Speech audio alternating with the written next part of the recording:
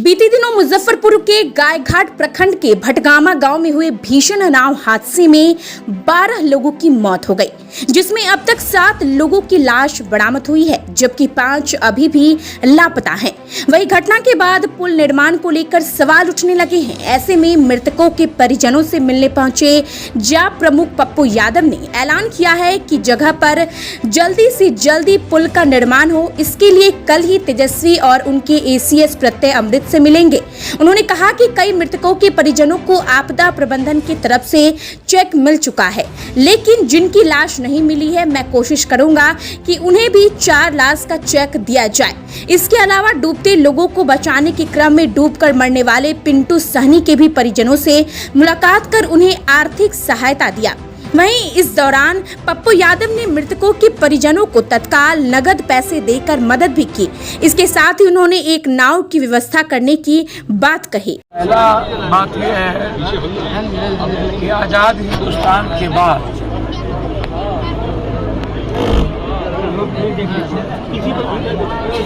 लगभग बहुत सारे ऐसे गांव हैं, बागमती है, गंडक है, कोसी है, कमला है, बलान है, केहर है, कनहर है,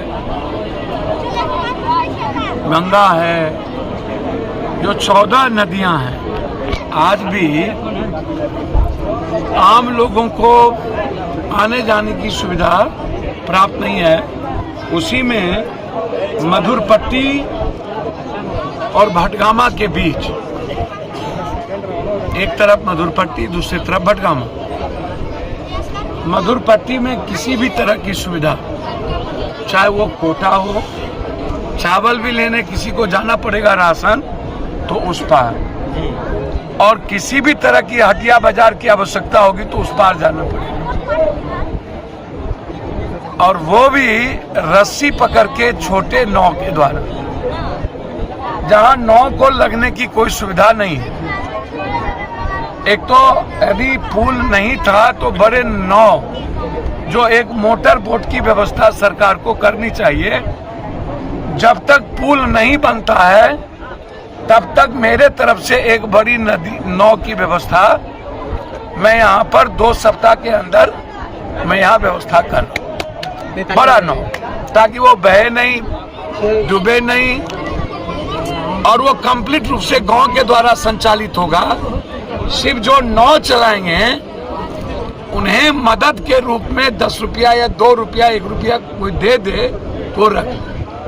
तो एक तो सबसे पहले मैं नाव की व्यवस्था, जब तक पुल नहीं बनती है, व्यक्तिगत तौर पर हमारी पार्टी के मुखिया जी हैं, हमारे जिला अध्यक्ष भी आए हैं, सभी लोग आए हैं, शिक्षक प्रकोष्ठ के अध्यक्ष आए हैं, सारे लोग प्रखंड के लोग आए हैं, सभी पीछे हैं।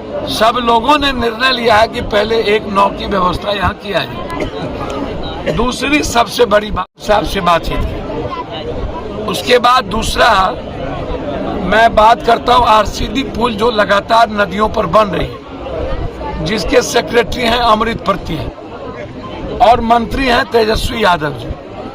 मैं प्रयास करूंगा, तो वैसे कल रोसड़ा में अपराधियों के खिलाफ मेरा बंद है, मैं प्रयास करूंगा कि कल 10 बजे निकलने के पहले मुझे दोनों आदमी से बातचीत हो जाए।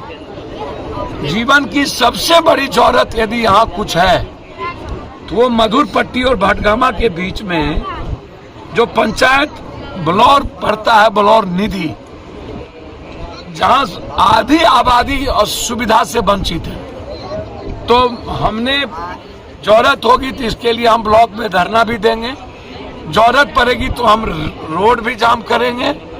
हम सरकार से, डीएम साहब से हमने कहा कि आप लिख कर जो आप सरकार को भेजिएगा उसकी एक कॉपी हमको दे दीजिए, और उसके बाद ये मेरी जिम्मेदारी होगी कि बनता है। जबकि पहले भी 7 आदमी यहाँ मर चुके हैं, और लगातार यहाँ से मंत्री संतरी सरकार से जुड़े लोग रहे हैं। पता नहीं एमपी एमएलए की जिम्मेदारी ये क्यों नहीं महसूस करते हैं। कब तक 5 किलो अनाज पर ही जनता मस्त हो जाएगी, और ईटा पर और मिट्टी, भारत की मिट्टी पर, ये तो जनता जाने।